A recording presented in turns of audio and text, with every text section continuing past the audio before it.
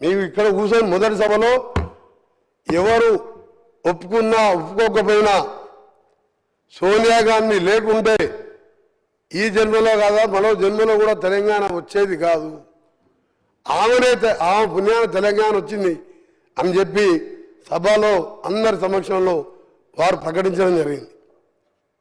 నేను కూడా సభలో ఉన్నాం, తెలంగాణ ప్రజలు ఉన్నది, మీ రికార్డులో కూడా ఉన్నది.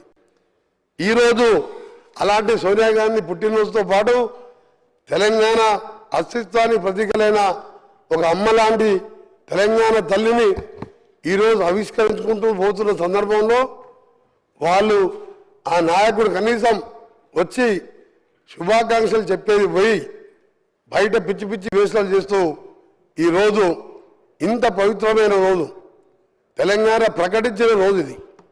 అందుకే అధ్యక్ష ఆయన ఒకటే అడగదలుచుకున్నా, అసలు నీ పార్టీలో, నీ పార్టీనే కాదు ఏ పార్టీలో తెలంగాణ అనే పదమే లేదు, ఒక కాంగ్రెస్ పార్టీలో తప్ప.